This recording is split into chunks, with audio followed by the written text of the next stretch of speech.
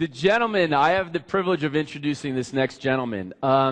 He's got over 35 years of business experience. He started over 15 different companies on his own. He's negotiated hundreds, what's the word?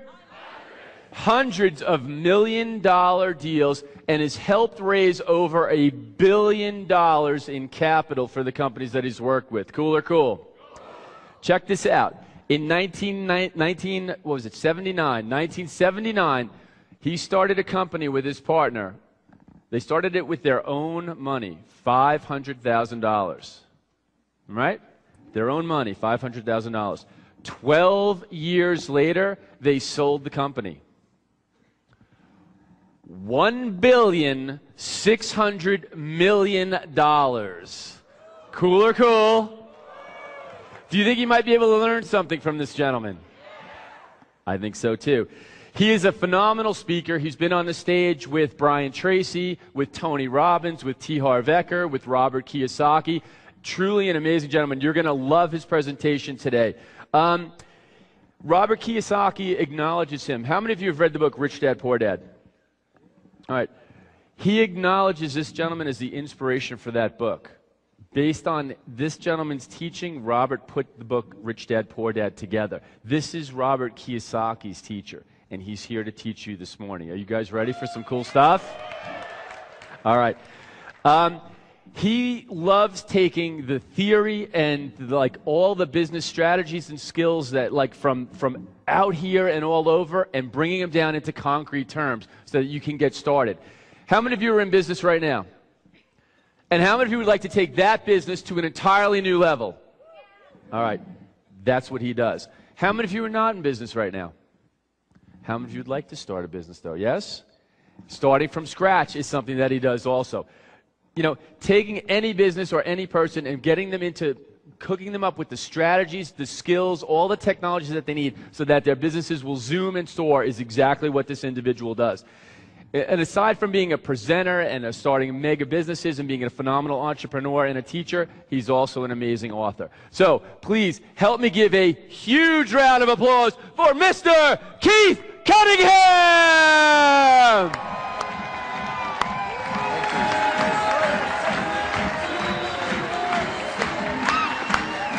Thank you. Thank you. Thank you. Thank you. Thank you. Thank you. Thank you. Thank you. Thank you. Thank you. Thank you. Thank you. Thank you. Thank you. Thank you very much. Thank you. Thank you. Thank you. Have a seat. Have a seat. Take a seat in a peak state. Thank you so much. I'm so thrilled to be here. I'm very appreciative of the opportunity. Every time Harv invites us to speak, I'm always so grateful. And I'm grateful not only for the opportunity to speak, but I'm also particularly grateful for the fact that you're here. I think that money and time have a lot in common. You can spend them or you can invest them. You can spend your time, you can invest your time. You can spend your money, you can invest your money.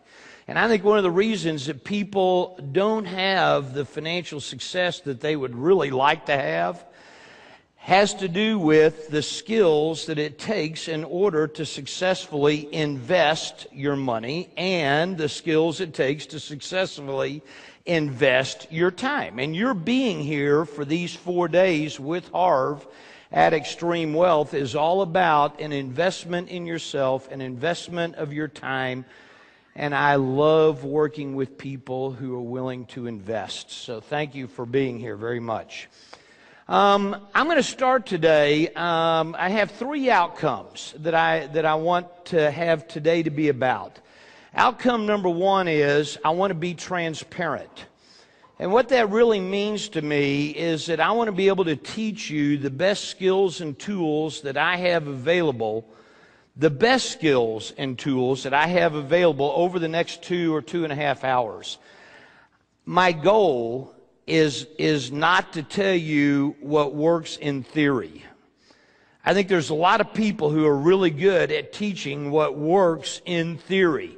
Sadly, it doesn't work in the real world. I mean, I think you have, if you're gonna get coaching, if you're gonna get teaching, if you're gonna learn from somebody, then for goodness sakes, let's learn from somebody who's actually been there, done that. Let's learn from somebody who's eating their own cooking and not throwing up. And my experience is there's a lot of people who want to teach you something that will help them sell books and seminars and all that kind of stuff. But at the end of the day, you got to learn something, and you got to learn critical skills and tools in order to be successful with your life. So the number one outcome that I have for today is to be transparent. Second outcome I have for today is to cause you to run out of ink. Run out of ink. In other words, for the next 2 or 2.5 hours, I want you to take notes. If you hear something that's good, write it down. They've done all kinds of studies, and what they've found out is that if you write something down, you will remember it 500% better, or your memory goes up 500% than if you don't write it down. So always, here's a rule, write this down. Write this down, what I'm about to say. Think on paper. Think on paper. Get it out of your mind and get it onto a piece of paper. So the first outcome I have today is to be transparent, to teach you what really works in the real world. The second outcome I have is to teach you skills and tools to have you run out of ink. So take lots of notes. Third outcome that I have today, just so you know, is that at the end of my presentation, I'm going to be talking to you about an opportunity where you can continue your business education with me. So I'm letting you know up front that's something I'm going to be talking about towards the end. The educational programs that I do, just so you know, I have in excess of 615 different skills and tools that I've developed over the last 35 years of being in business. And think of it like a tool belt. I mean, I've got this tool belt that has over 600 different tools in it. So regardless of what the situation is that I encounter, I usually have a tool that will fit that particular problem. And the problem that I think most people have is they don't have a very big tool belt. In fact, most people only have one tool. You know what the problem is if all you have is a hammer? I mean, to the man with a hammer, everything looks like a nail. And so if you only have a hammer in your tool belt, you're constantly pulling out your hammer when what's required is not a hammer. What's required is a screwdriver or a saw or a level. So the idea is today I'm going to give you a half a dozen. That's about all I have time for in 2.5 hours. I'm going to give you a half a dozen of the best skills and tools that I have. And then I'm going to talk to you at the end about how if you'd like to have more skills and tools, there's a way to do that. I think what we've just handed out to you is a piece of paper. And on that piece of paper, I think there's two sides to it. We're going to look at the side of that paper that does not say rotoblock. Rotoblock is going to happen in a minute. We're going to look at the other side of that piece of paper. And what it's going to say, what that piece of paper says is it's a game. And we're going to play a marble game. How many people in here have played the marble game before? Oh, good, a number of you. So you're going to have an opportunity to play it again. How many people in here have never played the marble game? Oh, good, you're about to have a great time. And it's going to go very quick, and then I'm going to pull some very important lessons out of the marble game. The way the marble game works is that I've got a sack, and in this sack there are 10 marbles. And I'm going to pull the marbles out right now. 6 of these marbles are green, and 4 of these marbles are clear. What's your name? Jennifer, will you come look at this, please? You see 6 green ones? Yes. You see 4 clear ones? Yes. Good. Watch. There they go. All right, they're in the bag. All right, will you hold the bag for a minute? Good. Now you can go sit down. Or you can come stand up here and teach this. I'll let you teach. All right, good. So there's 10 marbles. What's going to happen is you're going to start off with $100,000. And we're going to do a series of pulls. We're going to select a marble. In fact, you're going to select a marble. I'm going to walk around the audience, and you're going to select a marble. And if a green marble comes out of the bag, you're going to win the amount that you wagered. However, if a clear marble comes out of the bag, you're going to lose the amount that you wagered. So on your piece of paper, I think what you see is something that says equity. And I think that number right now is 100. And then what's the next column say? It's amount risked. So amount risk. And then what's the next column say? Win-loss. Good. And then what's the final column say? Good. So total, and that's going to be a dollar amount. So here's the way that's going to work. Watch this. You're going to start with 100, and let's suppose you decide on the very first pull that you want to wager. You're feeling lucky, so you say, good, I'm going to wager 30,000. Then I'm going to walk around, and you're going to pull the marble out. Not me. You'll pull the marble out, and everybody will see it. And then if it's a green marble, do you win or lose on a green marble? You win on a green marble. How much do you win? Good. So let's suppose that we risk 30. We pull out a green marble. We're going to write down a W. How much did we win? We won 30. So how much in the next line is my new equity? How much is 130? That's it. So now I'm really doing good, and I say, well, I think this time I want to bet 50. And you have to place your bet before we pull the marble. Let's suppose we win again. Then how much do I have now? 180. I won 50. I won 50. So this number right here is now going to be 180. Do you know what you're going to do? Good. It's going to go very fast. It's going to go very fast. You're going to have to make the decisions very quickly on what you do or don't want to do. The object of the game is to win as much as you can. If by chance you go bankrupt, then you're out of the game until we're finished. And then we'll figure out what happened. Okay, is that good? Yes, ma'am. The marbles will always go back into the bag, so we're always dealing with 10 marbles. Good, make your first bet. Make your first bet. Let me ask you a question, Jennifer. Are you feeling lucky? Yes, I am. She says she's feeling lucky, ladies and gentlemen. Got your bets ready? Here we go. Here we go. First marble. Green, it's a winner. You won the amount that you risked. You won the amount that you risked. Hi, Don. Dan. Dan, how you doing? I'm Keith. Get your next bet ready. Here we go. Next bet. Dan, do you feel lucky? He feels very lucky. Here we go. A white, a clear. You just lost. Put it back in the bag. You just lost. You just lost however much you just bet. So get your new total. Now keep in mind that Dan said he felt lucky. And he just lost. Now here's a rule I didn't tell you. Dan is going to have to keep drawing until he draws a winner. Dan's going to keep drawing. So Dan, now how you feeling?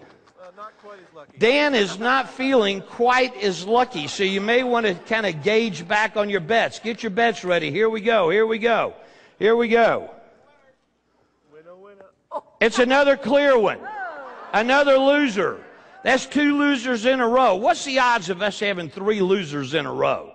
Holy cow. We're due for a winner, don't you think? All right, so are you feeling lucky? He's not feeling very lucky. If I were you, I would kind of pull back on the size of my bet. Get your bets ready. Get your bets ready. Here we go. Here we go. Another clear one. Another clear one. Ladies and gentlemen, 3 in a row. How could that happen? Has anybody gone broke? Holy cow. I guess some people are just going to get to sit and watch. That's what happens when you go broke. When you go broke, you don't get to play anymore. You just have to sit and watch. Sorry. Here we go. That's 3 in a row. Now, let me ask you a question. Don't you think that we're due for a green one? I do. I mean, if there was ever a time to back the truck up, this would be it. I mean, let's load this baby up. I mean, what's the odds of four losers in a row? I mean, how are you feeling? Are you feeling lucky? Yes. He's feeling lucky, ladies and gentlemen. Here we go, here we go, here we go, here we go, here we go. It's a clear one. It's another clear one. Are you kidding me?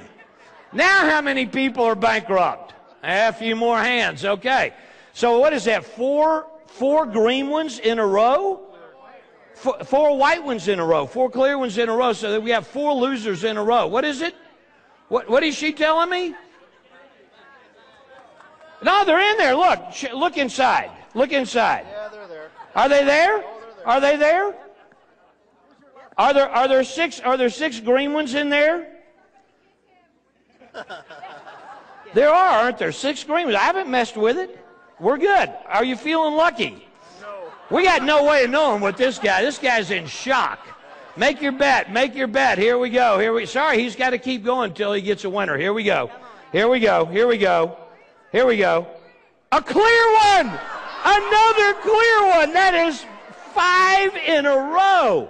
Holy cow. How much money would y'all give me to go to somebody else? I mean, this is unbelievable. 5 bad ones in a row? Are you kidding me? She just said he never wins.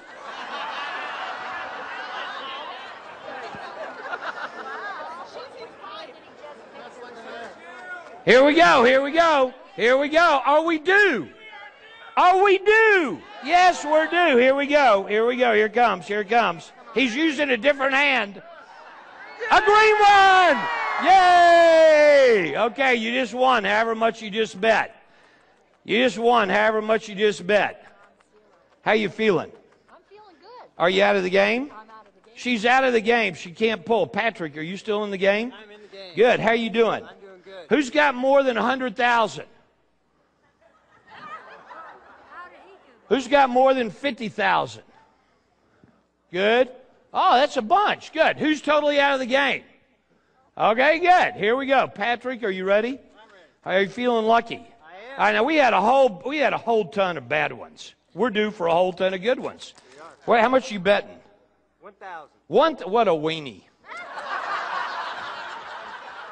I mean, if you're going to run with the big dogs, let's play. I'm playing 60% of my... Let's play. No, really, let's play. If we're going to play, let's play. What's all this puss around mess? Let's go. Let's go. Come on, make a bet. 10 grand. I don't have it. How much you got? 1,500. You got 1,500? And you're betting 1,000? You're a good man. Here we go. Here we go. Here we go. Here we go. Get ready. A green one. Attaboy. Attaboy. Here we go. Are you still in the game, Chuck? He's out of the game. How you doing, Jim? Totally out.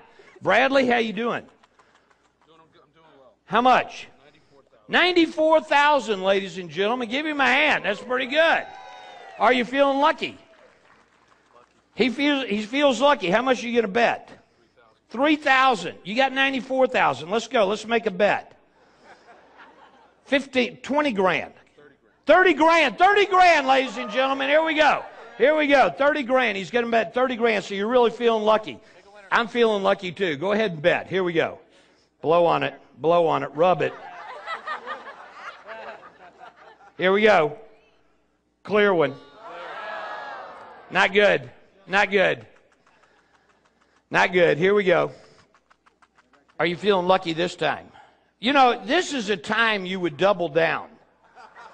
I mean, you just took a hit of 30. Let's get it back and then some. What do you think? Let's go ahead and swing for it. Because if you hit it, it's good. How much are you going to bet? 50. 50. Say 50. Say 50. Let's go. 50. 50. He did it. Here we go. Here we go. Let's pull it, Bradley. Here we go. Let's go, Bradley. Come on, brother. Here we go. Here we go. Green! Attaboy, Bradley. I knew it. We doubled down. That was good. That was good. How many pulls have we done? 10? 10. We've done 10. How are we doing, by the way? Who's got over 100? Who's got over 200? Who's got over 300? Who's got over 400? How much do you have? 410. 410,000. This is the guy that won 12 grand last night. Is that right? Are you feeling lucky? He's feeling lucky, ladies and gentlemen. He's going to pull the next marble. So how big is the bet?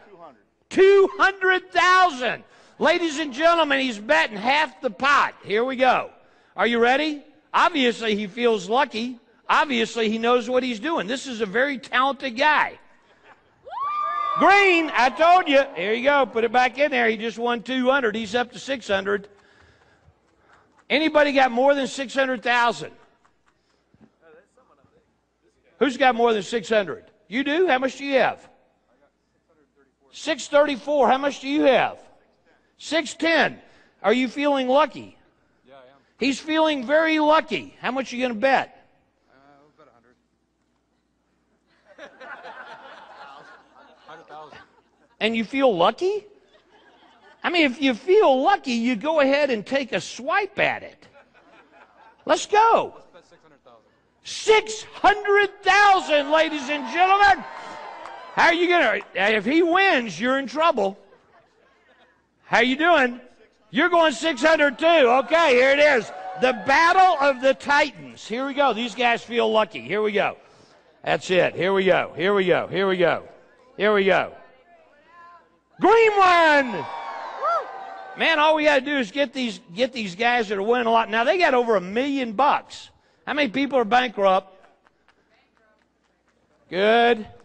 This is our last one. This is the last one. This is the last one. We're not going to do it again. So you better, if you're going to win, you better go ahead and bet. Are you feeling lucky? How much are you betting? 10,000? How much do you have? You have what you started with. You're just betting 10,000, 10,000, 10,000, 10,000, and you're even. Is that right? 10% of the game. Here we go. Here we go. Here we go. You betting 10,000? This is it. Here we go. Last pull. Better bet big. Better bet big. Green. All right, good. Okay, good. Let's figure out what happened. What's this game really about?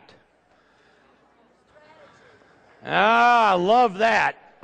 This game is, how many people, let me see, how much did my big boys get? How much did you guys, over here, how much did y'all have? 1.3. 1 point what? 1.235? So 1.3 is the high. Anybody in here higher than 1.3 million? Anybody higher than that? Good. Give him a hand. Stand up. We're going to give you a hand.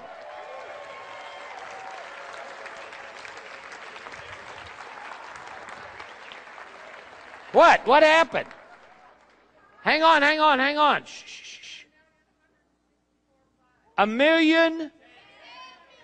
10 million? 10 million. Wow, give her a hand. That is huge.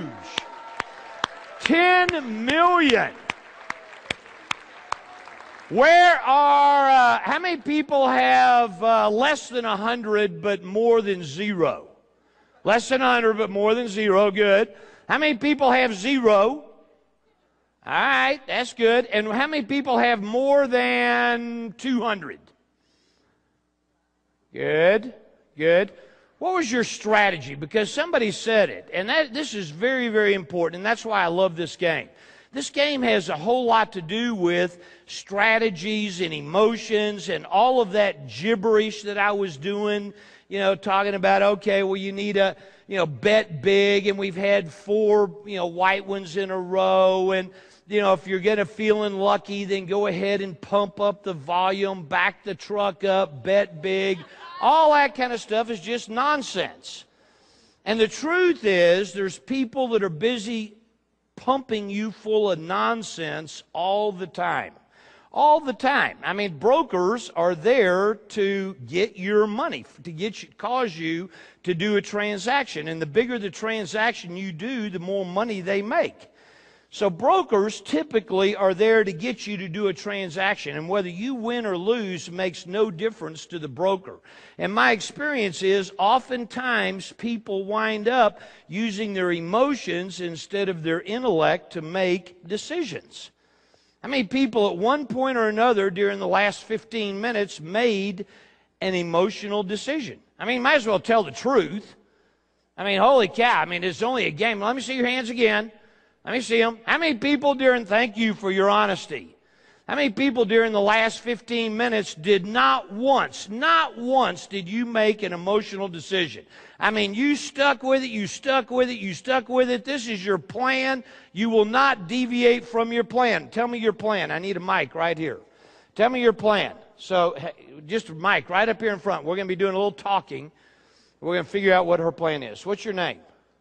Marie. Give Marie a hand. Very nice. All right, Marie, tell me your plan. What was the strategy? Well, my strategy was to go in, like risk a chunk, because I didn't do a big chunk last night. I did a little, and I won a little, and the guy behind me got the jackpot. So okay. I didn't want that to happen. So what was your strategy? So go in with a chunk, but then the first loss, I reduced what I bet. Right, but what was your strategy? I understand the plan. What was the percentages? Did you have percentages, or was it just kind of based on your gut? No, I actually I took over 1/3. You what? My strategy was to go in chunks of about 1/3. A third. So you're betting 1/3 of your money. Is that right? Yeah. Good. Now let me give her a hand. But when it went on a loss, I did not. I bet 10% okay, so on a loss. Every time there was a loss, you reduced your bet. I did. Is that right? I did. All right. And some people, every time there was a loss, they increased their bet. Let me give her a hand. Very nice. Let me ask you a question. How in the world could we get this many different results? I got people in here with nothing. I got somebody in here with 10 million. I got a couple people with over 1 million. I got about half the room that's got less than 100. I got more people that have got more than 100 but less than 1 million. How in the world could that happen? We all were playing the exact same marbles. It was the exact same marbles. Every time a green one came out, it was green for you, green for you, green for you. Every time a clear one came out, it was clear for everybody in the room. Do you know what dictated your results? Yes, the size of your bet. The size of your bet is called a position. How big of a position did you take? And I agree with Harv, how you do anything is how you do everything. And my experience is how people play this game usually is a reflection of how they play in real life. Only people usually play this game better than they do in real life. The truth of the matter is that if you wound up with over probably 250,000, or if you wound up bankrupt, you got the same problem. I'm going to say that again. If you made a ton of money or you went broke, there is no difference in the mentality of those two people. The people who made a ton of money, the people who went broke, they got the same mentality. There was no way in this game to make a ton of money unless you used your emotions. You bet, you got lucky. And I think there's a lot of people out there in the world who are getting lucky. I think there's a lot of people that got lucky in real estate over the course of the last 3 or 4 or 5 years. And then in the last 6 months, all of a sudden, all those people who got lucky are busy giving that money back because they got lucky. They just had, I'm not saying they didn't do anything. They bought real estate and then real estate went up in value, but they didn't do anything to create that increase in value. This is a game where if you made a ton or if you went broke, the only difference was whether you did or didn't get lucky. That's the only difference. But the only way you could have 10 million is if you made some huge bets. How many people in here at least once bet it all? At least once. You bet it all. Now, why in the world would you do that? Why in the world would you do that? That's a crazy thing to do.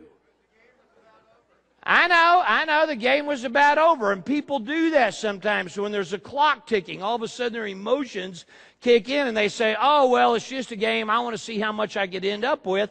And instead of using their brain, they use their glands. And my experience is most people are glandular investors. Most people are glandular in their business decisions. I will tell you this, write this down. This will be one of the things you write down. Business is an intellectual sport. Investing is an intellectual sport. And the people that do the very best at it are the people who use their intellect, who use their brain and not their emotions, not their gut, not their intuition. Look, I'm great with gut feelings, if the gut feelings are based on something. So if I ask you the question, all right, I've had these heart problems, and I'm feeling like I've been told I need open heart surgery.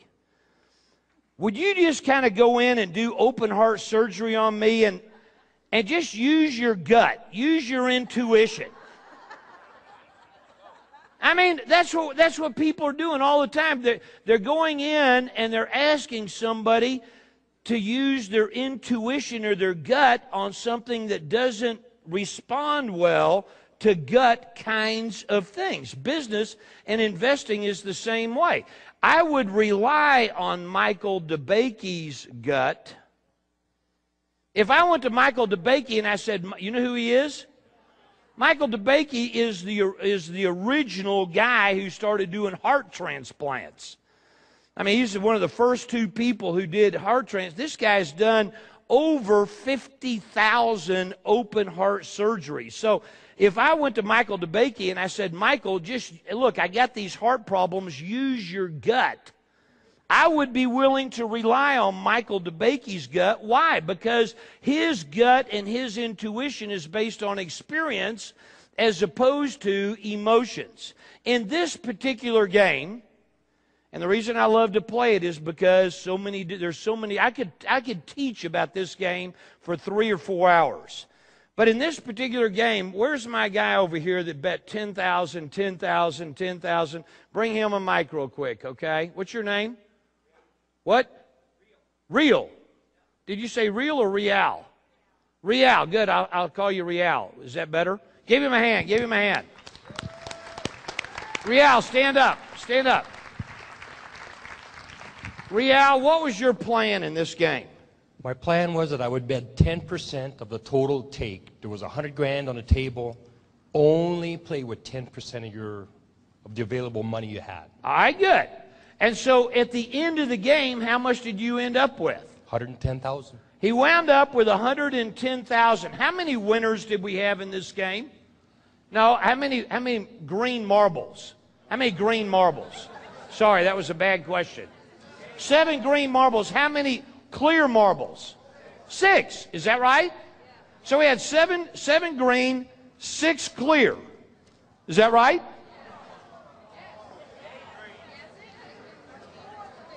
Was there one more green than clear? Yes, that would be true, which is how he wound up with 110,000. Now, if he's betting 10%, by the way, that was very nicely done, because, number one, could he ever go broke by only betting 10% of what he made? No, he could never go broke. Because if he got down to 50,000, then how much was your low point? 70,000. 70,000 was his low point, so at that point you were betting 7,000, is that right? I kept it at 10,000. You kept it at 10,000, 10,000, 10,000, which is okay, but would it have been possible in this game for there to have been 10 clear marbles in a row? Oh, yes. Is that possible? Yeah, it is. So under your theory, you were still exposed to some risk. Did anybody, don't sit down, I'm going to come back to you. Did anybody in here use just a percentage, a percentage, a percentage? Good, right there. Yes, stand up. We're going to bring you a mic. Hang on, leave this mic here. They're going to bring you a mic right now. Yeah, good, tell me. I did exactly the 10%, and it finished at 103. That wasn't exactly, I rounded a bit, so I went from, I was down at 77,000, I bet. And how much did you end up 7, with? 103. 103. 103. So by doing 10%, 10%, rounding a rounding a little bit, you Right. wound up at 103, you wound up Real at 110. Is that right? 110, correct. Now I want you to think about something. There's 2 things. Give both these guys a hand. Thank you. Thank you. I want you to think about something on this game. The game took how long? 15 minutes? 15 minutes. there's 4 of those in an hour. Let's suppose there's 8 work hours, so that's 32 15-minute chunks. Suppose every 15 minutes you could make a 10% return on your money. Now see, here's what happens. People get all enamored with this idea of making 10 million, which I'm glad you'd made 10 million, but the truth is you got lucky. It's the only way it could have happened. You don't make 10 million in this game with 7 winners and 6 losers. You don't make 10 million in this game unless you guessed right. And you don't go broke in this game unless you guessed wrong. So, but the truth is, if you made a ton or you lost it all, either way you were guessing. And what's required to be successful in investing, what's required to be successful in business is take the guesswork out. Now here's the whole problem. Rial had this problem. This guy, I'm sorry I didn't get your name. Clay. Glenn. Glenn and Rial, and where are the rest of the people that did a percentage or a fixed amount? Good. Here's the problem. They were bored out of their skull. That's the whole problem. And nobody wants to be bored. And so what we do is we say, oh, well, this is the last one. Well, we've had 3 bad ones in a row. You know, I know I'm supposed to be doing 10%, but boy, we've had 3, 4, 5. We've had 4 bad ones. We've had 5 bad ones in a row. I'm going to load up. And that makes it fun. It makes it exciting. So here's the problem with all those people who bet a percentage. Every one of them, number one, had more than they started with. If you bet a percentage or a fixed amount and didn't change, you wound up with more than you started with. In this game, you had to. Here's the problem they all faced. Boring, boring, boring. I'm going crazy. Hurry up. I hate this. Nothing's happening. Boring, boring, boring, but I'm rich. But I'm rich.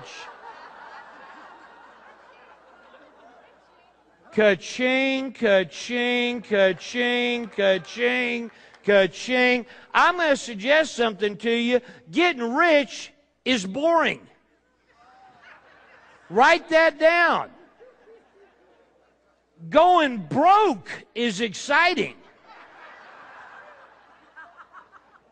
Getting rich should be boring. And for most people, the truth is, they are addicted to adrenaline. They're addicted to the rush. They want excitement. You don't put excitement into your money. Making money should be boring. And the reason is because you're removing all of the emotions. Does that make sense? All right, good. Tell me something you just learned. You guys have been taking notes. Somebody tell me something that's either boy, oh boy, am I glad I was reminded of that, or something where you saw your own behavior, just something you learned. Hang on, they're bringing you a mic right here. What's your name? Azita. Azita. What's something you learned? I play emotional. I take huge risks. When we were losing, I was taking risks, huge risks. Yes. And betting that it would work out. And so what I learned is to take the emotion out, to have a system. Good. To be knowledgeable and be bored. And be boring. Thank you. That's a great lesson. Yes. Give her a hand. Very nice. That's the lesson. That's the lesson I hoped you would get. I hoped you would get the lesson that, look, you have to have some rules. Write that down.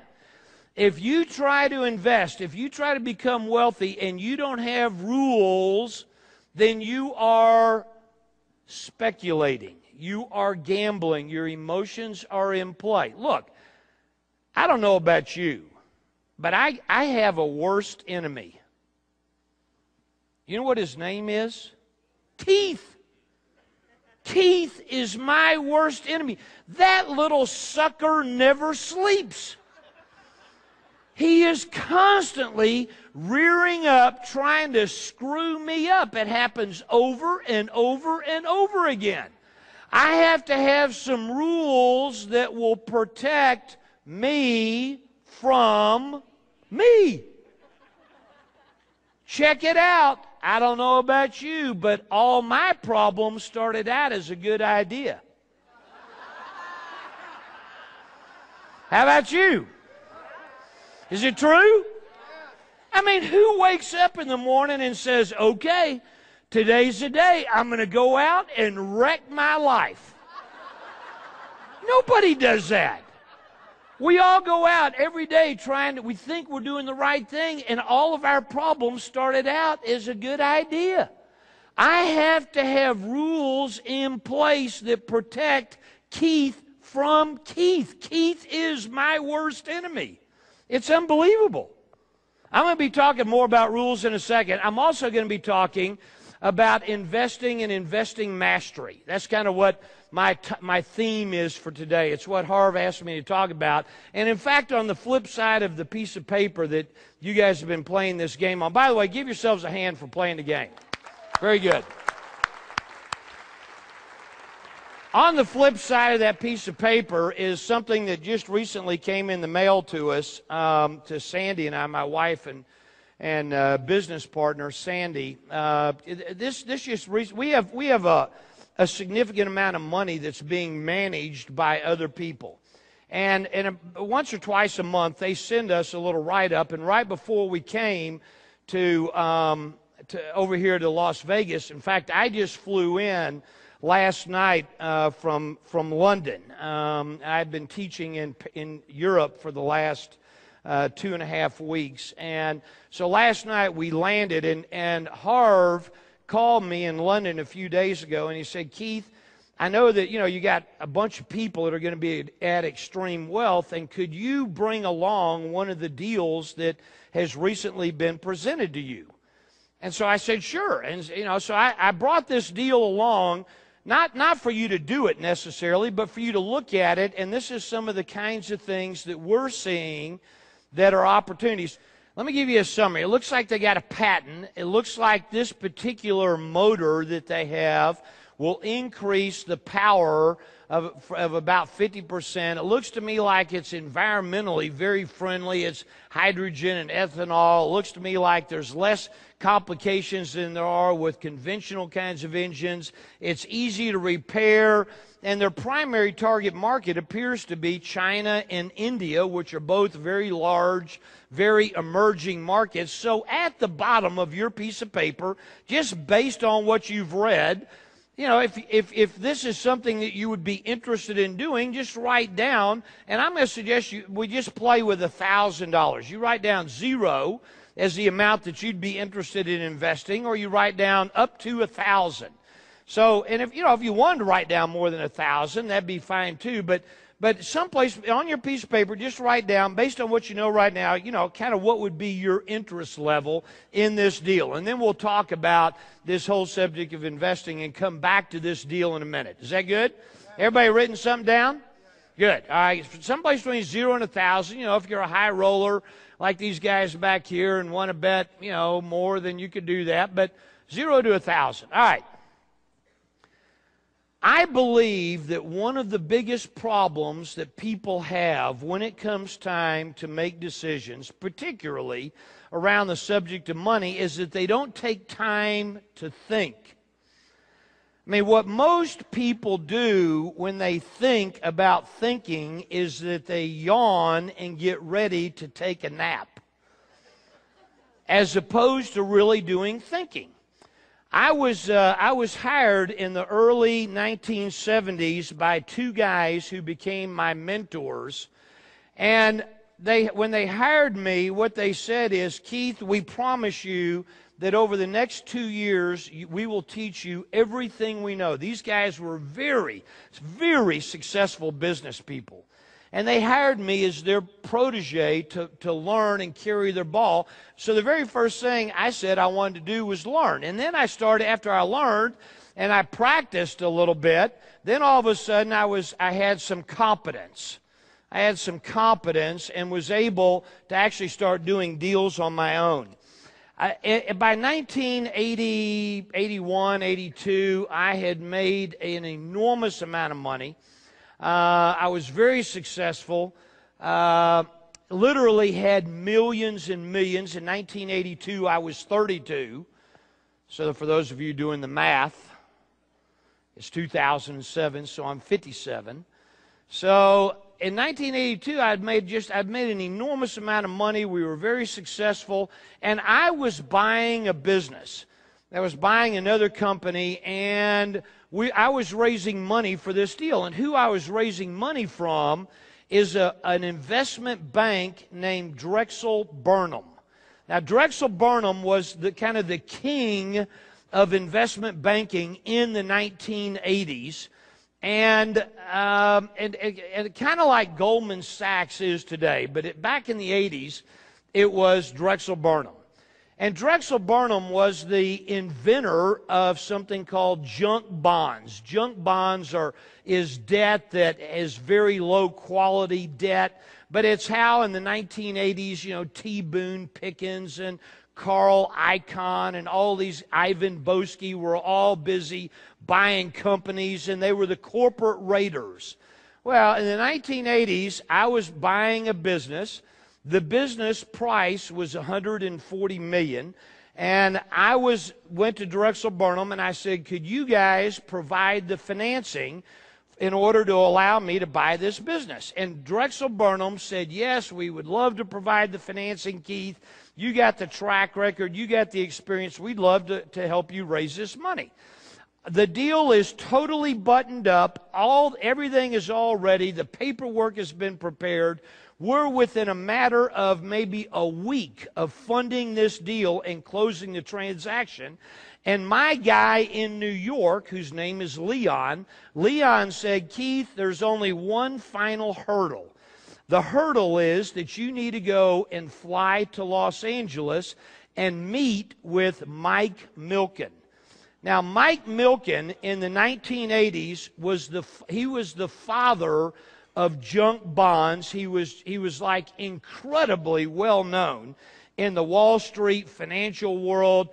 He was extremely rich. His salary and his bonus from 1979 to 1985 averaged $1 billion a year.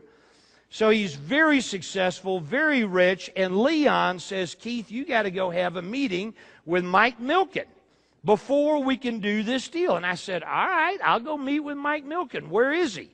And Leon said, well, he's in Los Angeles. And Keith, what you're going to do is you're going to fly to Los Angeles. They're going to show you into a little room. In this room, there's going to be a total of 7 chairs.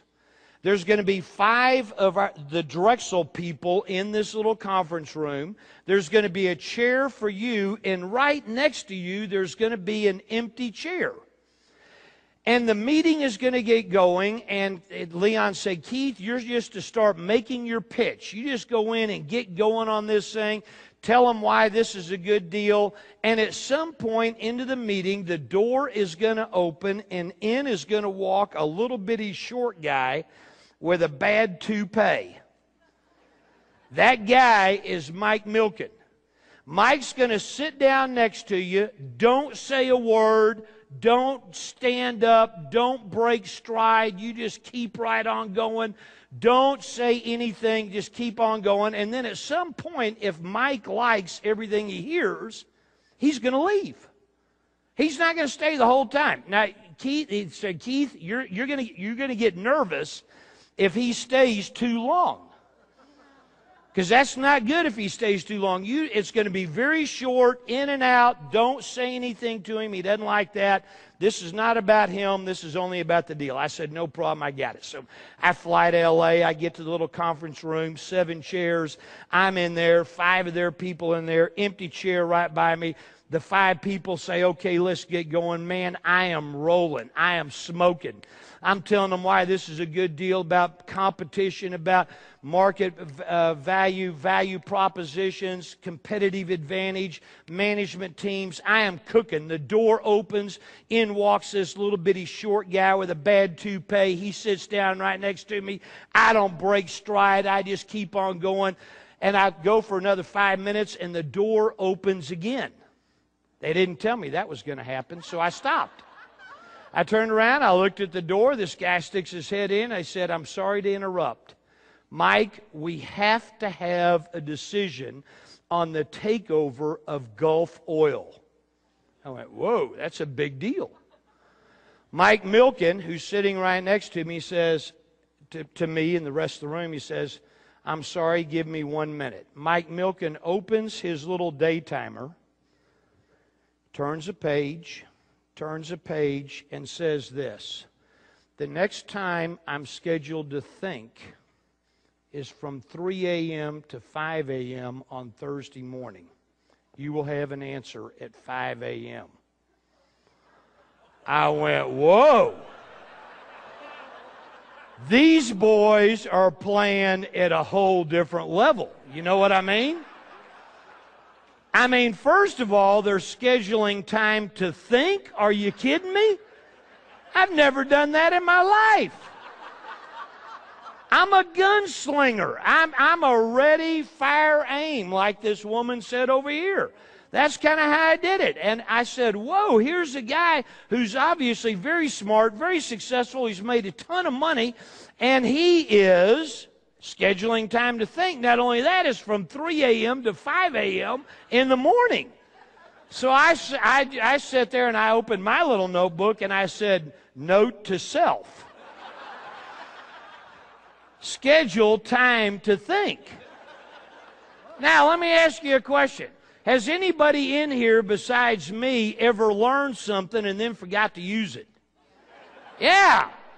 That's what happened to me. So here I am. I buy this company. I mean, I'm hot. I'm on a roll. Everything is good. I start buying real estate.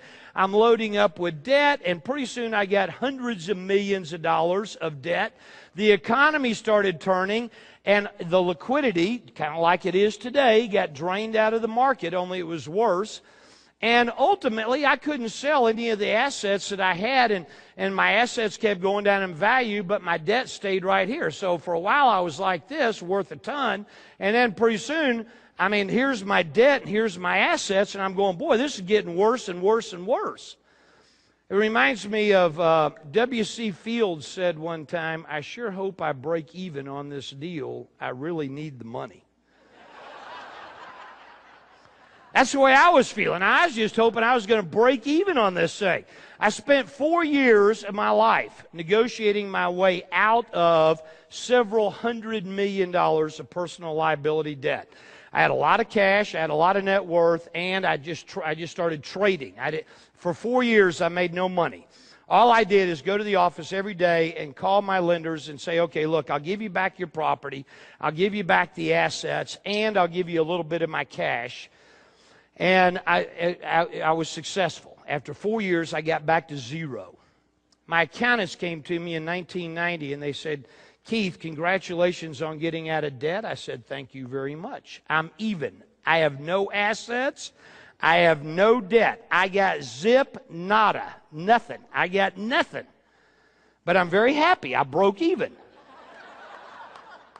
And my accountant said to me, Keith, the bad news is you have, when there was debt forgiveness, so if I owed a bank $10 million and I only gave them back $6 million, then I had $4 million of debt forgiveness, right? Does that make sense? They said, Keith, the bad news is that debt forgiveness is phantom income to you. I said, all right, so what? They said, well, you owe taxes on that phantom income. And I said, well, I didn't ever get the money. They said, we know. That's why it's called phantom.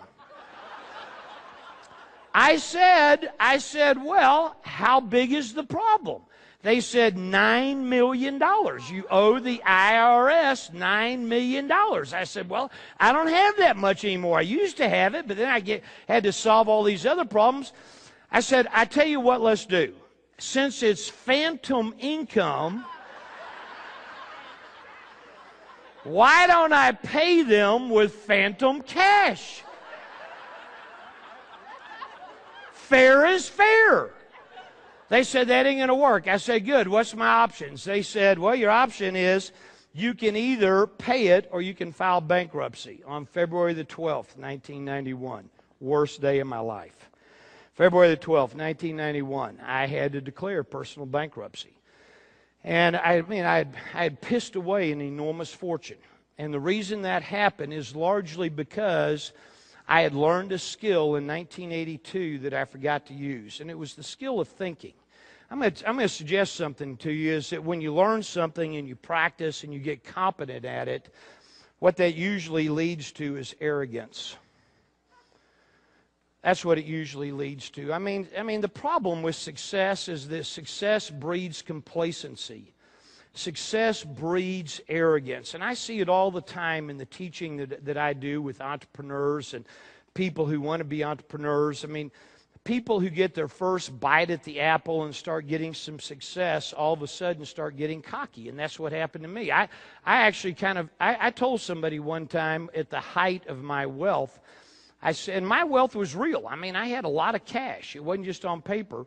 I told somebody one time that I was kind of like Halley's Comet. You know, a guy like me only comes around about once every 70 or 80 years or so. I mean, that's the height of arrogance. But that's where I was. And so I started a sabbatical. And this sabbatical started in 1991. I didn't know how long it was going to last. It ultimately lasted 18 months. There's a reason I'm telling you this story. The sabbatical lasted 18 months. During the sabbatical, I said, my goal cannot be to get rich. I'm broke. I'm broken. There's a part of Keith who is broken because I'd spent my entire life up until then going for success, and it wasn't working. My marriage wasn't working. I was a sorry dad. I was a sorry husband. I was bankrupt. I had no money. And I said, I gotta work on Keith. That's the primary thing that needs to happen. I grew a ponytail. I got my ear pierced. I studied the world's religions. I read 180 books, theology, philosophy, all the ologies, psychology. And a way I describe this time is it's like being a basketball player and it's halftime. And I'm one of the players. And the buzzer goes off, and as I'm trotting off the court to go into the locker room, I turn around and look at the scoreboard, and the scoreboard says the score is 87-3. The other guy is winning. So I sat in the locker room in my halftime and asked myself the question, how do I win this game? How do I win this game? How do I win this game? I was stuck. Turns out that's a horrible question.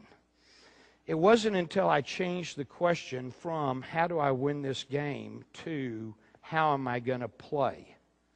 It's not about winning the game. It's about how are you going to play? I changed the question and very quickly was able to emerge from this sabbatical that I was in. The sabbatical lasted 18 months. Within 3 years after I left my sabbatical, I had recreated my entire net worth. The entire thing. I'd made all the money back. Now the question is, how'd that happen? I'll guarantee it happened because I had skills and tools. If you don't have skills and tools, you can't do it the first time unless you get lucky and rely on hopium.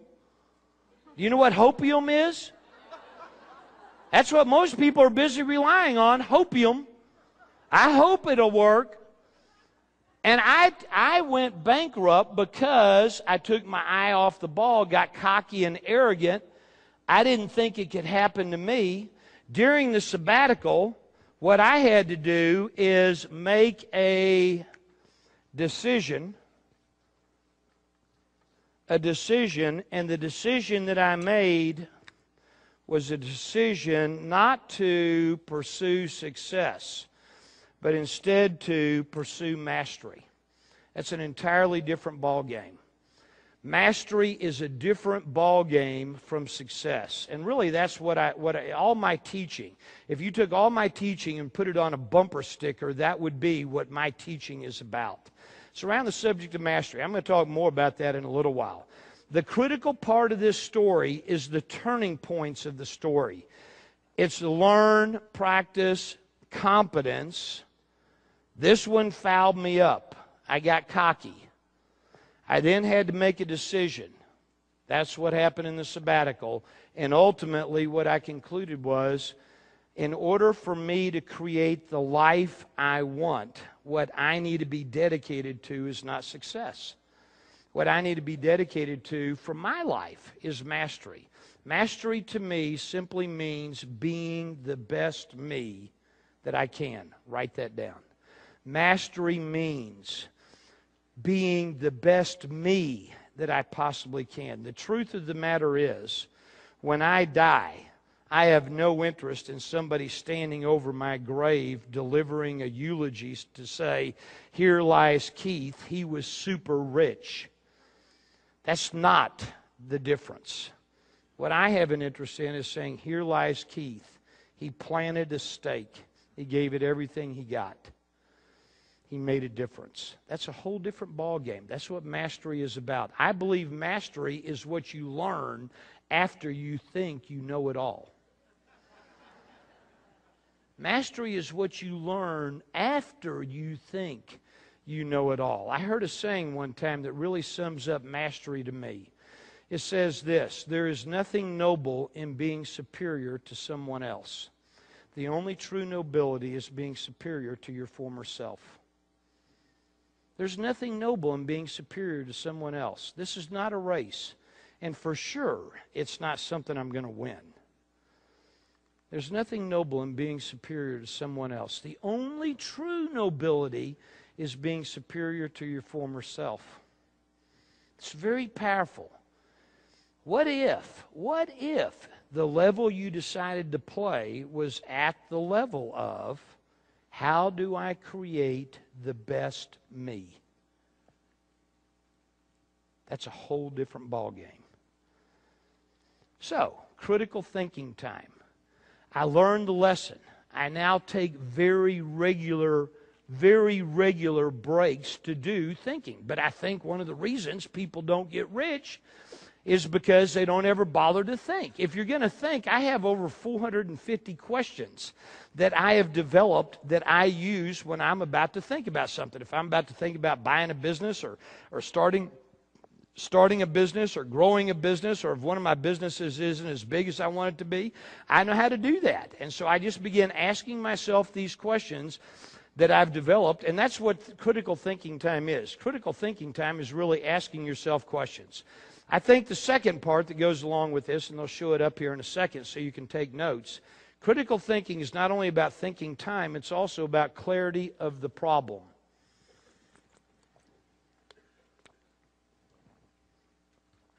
Clarity on the problem. What is the problem? Here's the way that looks for me. Can y'all see this okay? Are they getting it up there? Okay, good. All of us have an is line in our lives. There's something that is. And I think one of the problems that people have is they rarely tell the truth about what is in their lives. People don't tell the truth. I mean, think about it. When's the last time you truly told yourself the truth about anything? Not only that, we don't even have people around us to tell us the truth. You know how I know that's true? Is because right now, every single person in this room can think of a friend or a family member who's in the process of screwing up. I mean, not a little, big. You're watching them screw up right now, and you're not saying anything. You're keeping the peace. You don't want to screw up this year's Thanksgiving. So let's say nothing. People don't tell themselves the truth. People don't surround themselves with people that will tell them the truth. people don't have someone around them that watches them swing. I think one of the great things about being in a partnership, it's a partnership that I have with my wife, Sandy. I mean, it's a partnership not only in relationship, it's a partnership also in our life, in our business. There is no separation. I mean, it's work and personal and everything is kind of in one big blob. But we've given ourselves permission to tell each other the truth. That's extraordinarily powerful. Without somebody else telling me what they see, I will be blind. It's called a blind spot. You have them, I have them. That's why Tiger Woods has 6 coaches. The reason Tiger has 6 coaches is because he can't see himself swing. You can't see yourself swing. And so what we tend to do is keep doing the same thing over and over again, and we don't tell ourselves the truth. Is there anybody in here who really and truly believes that they have been consistently telling themselves the truth? I mean, really? We don't. We don't tell ourselves the truth. I mean, we don't put on a seatbelt. We don't eat right. We don't exercise. We somehow are relying on hopium and luck in order to become wealthy. We think that we can become wealthy without learning critical skills and tools. Have we lost our mind? We think we can become wealthy by changing our mind. Michael Dell did not get rich by changing his thinking. That's not how he did it. It's not how Warren Buffett did it. Is it important that you have good psychology? Of course. But if that's all you do and you expect to get rich off of that, you just look at the most successful people on the planet and ask yourself the question, how did they do this? Is it because they sat down and read a book and changed their thinking, or is it because their psychology was good, but what's the core reason they got rich? It isn't because they read a book. It isn't because they took a seminar. It's because they got off their big fat butts and went out there and learned critical skills and tools and then practiced and corrected and practiced and corrected and practiced and corrected until they became a master. That's how they did it. Name one person who's one of the 10 wealthiest people on the planet who got there by doing the least, who got there by cutting in line, who got there by relying only on their natural talents. Name one. Name one person who's the best in the world at anything. I don't care what it is. Riding a bicycle. There's somebody out there who's the best in the world at it. Making money, investments. There's somebody out there that's the best in the world in it. Building computers. There's somebody out there that's the best in the world at it. Whatever business you happen to be in, there's somebody out there who's the best in the world at it. Name one person who's the best in the world who got there by doing the least, who got there by cutting in line, who got there without learning critical skills and tools, who got there without being an apprentice. I just said something very important. Very important. Every single master on the planet, I don't care if you're talking about Tiger Woods, if you're talking about Warren Buffett, if you're talking about Vladimir Horowitz, who's one of the great pianists of all time, you could be talking about Michelangelo. Every single master at one time was an apprentice. Why were they an apprentice? So that they could learn what doesn't work. Holy cow, if you have to go out and remake every single mistake that Michelangelo made, or that Lance Armstrong made, or that Warren Buffett made, the reason you study with masters is so that you don't have to repeat all the mistakes and you can find the things that do work and then stand on their shoulders. You have to be an apprentice. And most people don't want to be an apprentice anymore. Most people, the concept of being an apprentice has totally been lost. You go back 100 years, and if you found a master cobbler or a master craftsman, at one time they were an apprentice. And once they become a master, they have apprentices working under them. We've lost that concept. I was recently giving a speech to a bunch of MBAs. And somebody in the audience raised their hand. These are freshly minted new MBAs. Somebody raised their hand and said, Keith, who do you think is the best person we could go to work for? And I looked at them and I said, well, I mean, the person you should go to work for is the person you admire the most. And about 2 weeks later, I received a call from the dean of the MBA program. And the dean said, what in the world did you tell all those people? I said, well, I told them, they should go to work for the person they admire the most. He said, I know, they're all going into business for themselves.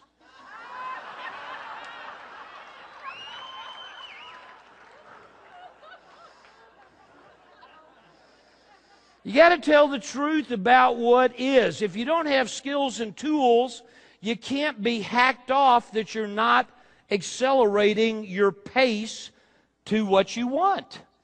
So telling the truth about what is. So we all have an is line. We also all have an ought line. An ought line. Is and ought. Ought is the way we would like for it to be. Is the way it is. What's the difference between is and ought? What's the difference? What do we call that? Yeah, we call that the problem. The difference between what is and what ought is what we identify as the problem, right? Hello? Yes, that's the way we do it. So what I want you to do on your piece of paper right now, nobody's going to look at it. Nobody's ever going to see it. I'm not going to call on you. You're not going to have to turn around and share with your neighbor. So here's an opportunity to tell the truth. What I want you to do is write down on your piece of paper one of your top 3 problems. Now watch, here's how you do it. Here's what you do. Watch me. You get your pen and you cover it up so nobody can see it. And you write really, really, really small so nobody can see it. But you're not going to have to think about this. Everybody in here knows what one of their top 3 problems is. 10 seconds. Write down one of your top 3 problems. 10 seconds. You already know what it is. You don't need to think about it.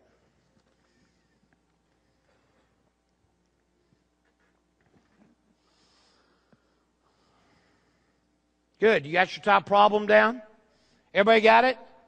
Anybody sitting there going, I don't know, I don't have any problems. Everybody's got problems. Everybody's written one down, right? Let me ask you a question. Is what you just wrote down really the problem? No, it's not. I guarantee you what you just wrote down is not the problem. What you just wrote down is the symptom. But you did not write down the problem. People are unaware of what their problems are. That's part of this is. You got to get clarity on what the problem really is. Most people are trying to solve the problem that isn't. If you wrote down that I don't have enough money, if you wrote down my health, if you wrote down my relationship, I don't care what you wrote down. That is not the problem. If you wrote down I don't have enough self-discipline, that is not the problem. The only people fooling around with self-discipline and self-motivation are the people who are doing the best they can. There's a reason why we don't have what we want in our lives. The reason is because we're all busy doing the best we can. When's the last time you got up in the morning and said, okay, today I'm going to do the 3rd best I can all day long? We don't do that. All day long, we're doing the best we can. You got up, and for the last umpty-ump years, you've been doing the best you can, and here's what you got right here. It's your life.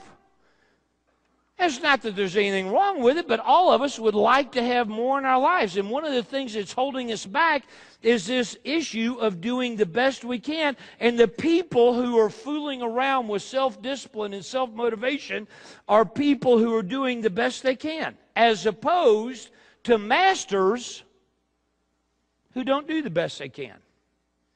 Never have, never will. Masters do whatever it takes. And that is an entirely different ball game. That's a whole different ball game.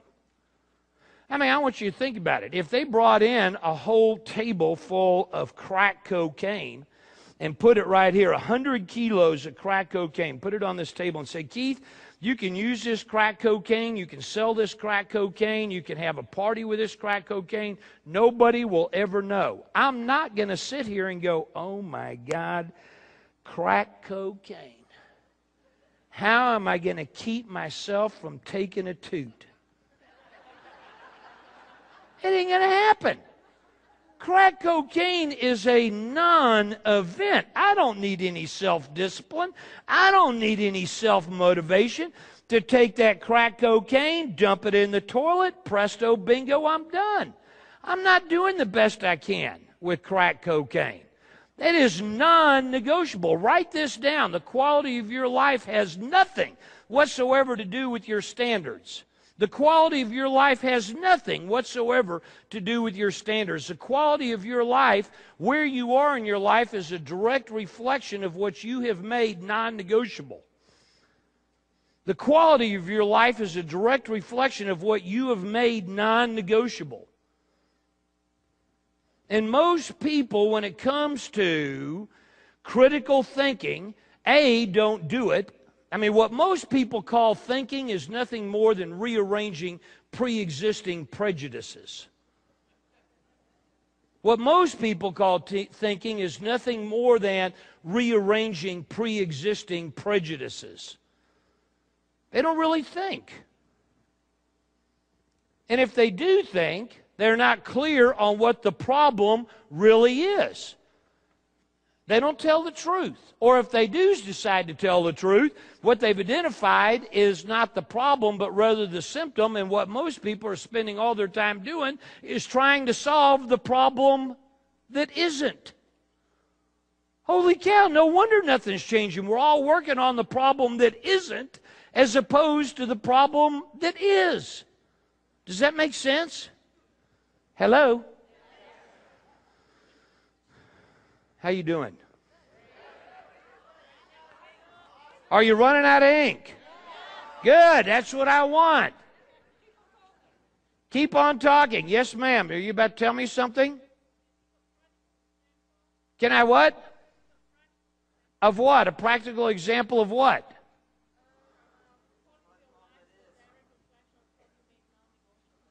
The quality of your life is a direct reflection of what you have made non-negotiable, not your standards. Everybody I know has high standards. Do you know what the problem is? The problem is exceptions are the enemy of excellence. That's the problem. Exceptions are the enemy of excellence. That's not Keith, that's Aristotle. Aristotle said that. We wind up running our lives with exceptions. We don't plant a stake. What's your name? Ming. Ming, watch. We don't do this. I will not tolerate exceptions. We don't do that. We don't even want to commit. You know why we don't want to commit? Because you can't commit if you're still looking. We don't want to stop looking. We want to keep all of our options open. Until one is committed, there is hesitancy, the chance to draw back. Always ineffectiveness concerning all acts of initiative and creation. There's one elementary truth, the ignorance of which has killed countless ideas and splendid plans, that the moment one commits, providence moves too. All manner of meetings and material assistance arise in one's favor that no man could have predicted. You've heard that all your life. We just don't pay any attention to it. What's non-negotiable? Your time. You don't ever make exceptions. You do make exceptions. Sometimes, there it is. Sometimes she makes exceptions, ladies and gentlemen. There it is. We all do. And that's what's holding us back, because everybody believes that if you do the best you can have what you want. You can't. You can't have what you want if all you're willing to do is the best you can. So that's number two. Number two, I'm working on critical thinking here. Critical thinking is about, number one, taking thinking time. Number two is getting clarity on the problem. Number three, who in here has ever been on a debate team? On a debate team. Good. For those of you that have been on a debate team, you're going to recognize this. For those of you that haven't, let me tell you what it looks like. If I was on a debate team, my debate coach would bring me a subject. They would say, capital punishment. And they would say, Keith, you are to prepare for the debate. They don't tell me whether I'm for it or against it. They just tell me to prepare for the debate. And my coach knows that I'm ready to go into the debate once I can successfully argue either side. I just said something very important. You got to be able to argue both sides. You got to be able to win the debate arguing for and be able to win the debate arguing against. And once you could win the debate by arguing either side, now you're ready for the debate. The same thing happens with business decisions, investing. All of that is the same. Most people get anchored to a certain way of thinking.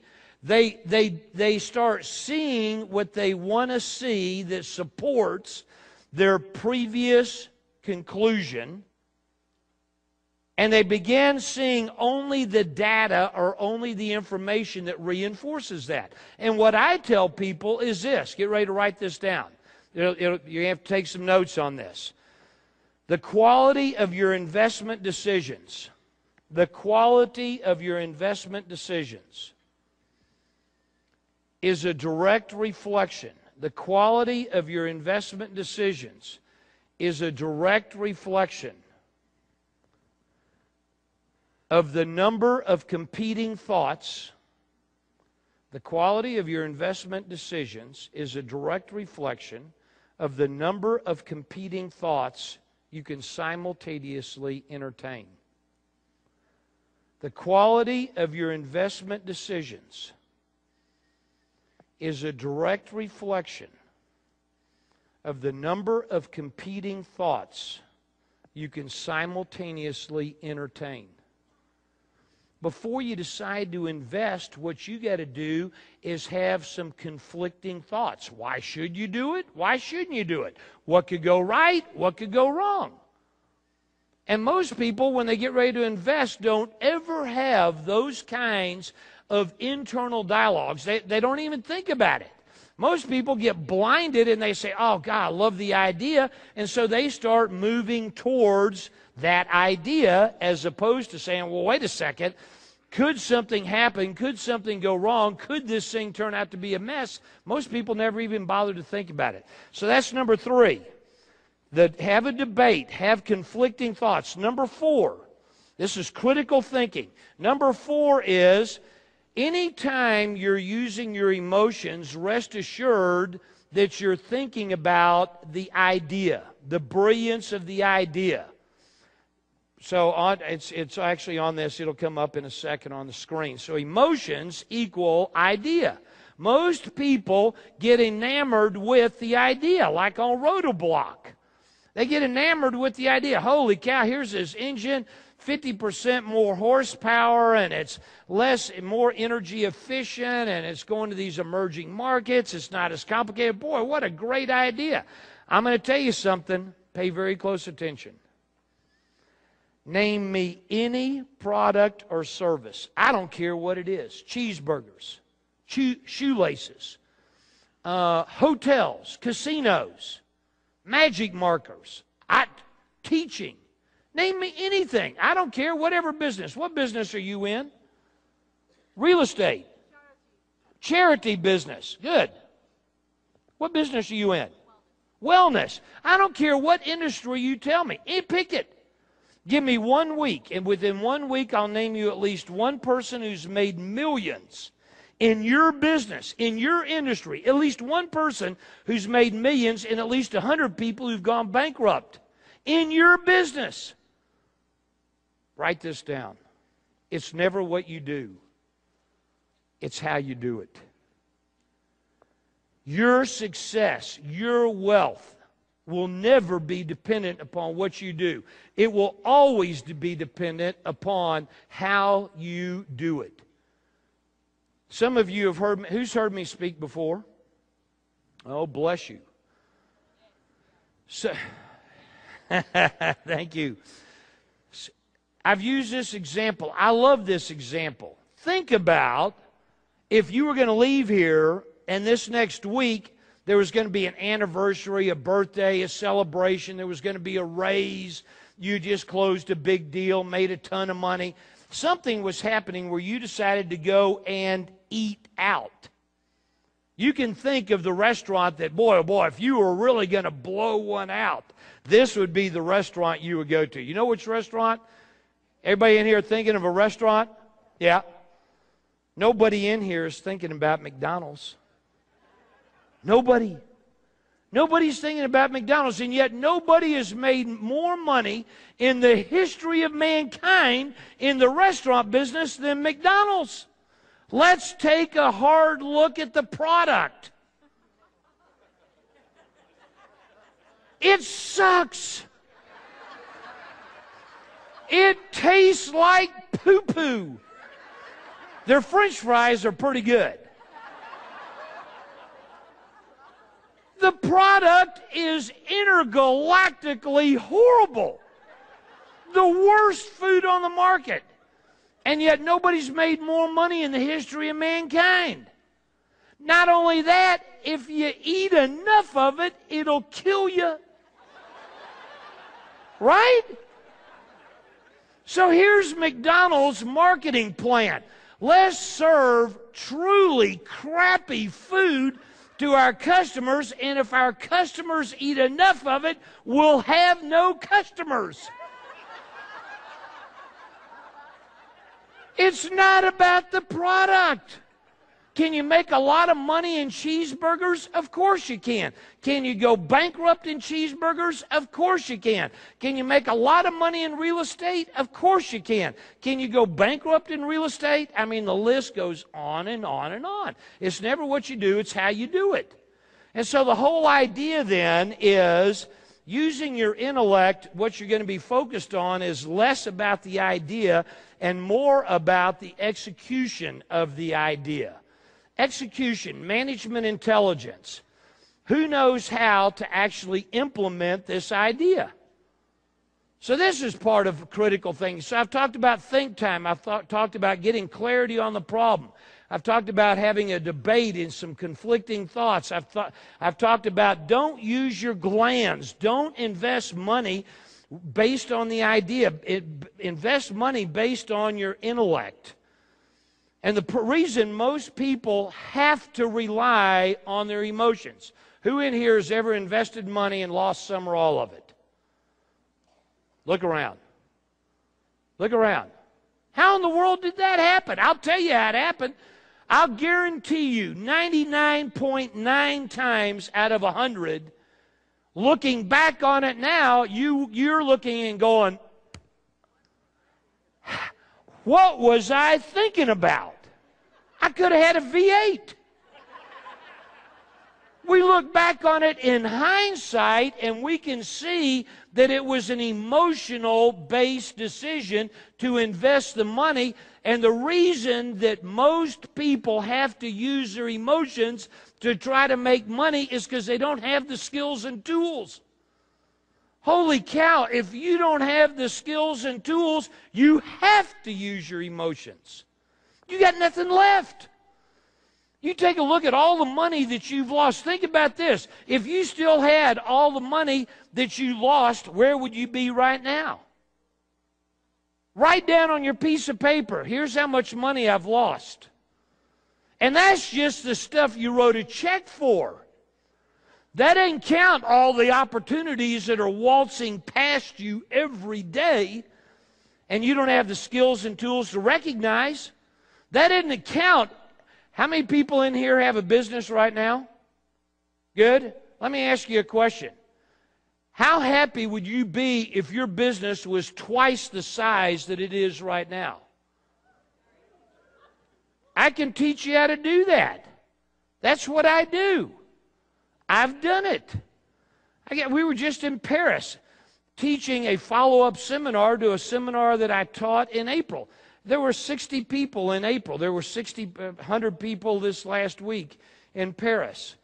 And every one of them came to me without exception. If they did what I told them to do, they had increased the size of their business by 20 or 30% in 6 months. I had one person who's a lawyer, who's a patent lawyer. They say patent, we say patent. A patent lawyer, very narrow niche. Her business hadn't grown in 8 years. And since April, what is that, 7 months? She's doubled the size of her business, and it has not grown a lick. I mean, the reason people don't grow their business, I'm going to tell you right now, the miracle of Michael Dell is not that he started a business. Any idiot can start a business. Most idiots do. It's not that hard to start a business. Anybody can do that. The miracle of Michael Dell is that he grew it. That's the miracle. If you're in business and you don't know how to grow it, if you don't know the next step, if you don't know how to raise money, if you don't know how to hire people and get a talent, how many people in here have the thought that customers are number one? Customers are number one. I guarantee you your business isn't growing. If it is, it's temporary. Customers cannot ever, ever, ever, ever, under any circumstances, be number one. You make customers number one, and you're going to not be in business very long. Your business will not grow. What's required is not customers number one. Employees have to be number one. Indifferent people deliver indifferent service. You know why most businesses aren't growing? It's not because they're not adding new customers. It's because they're not keeping the customers they got.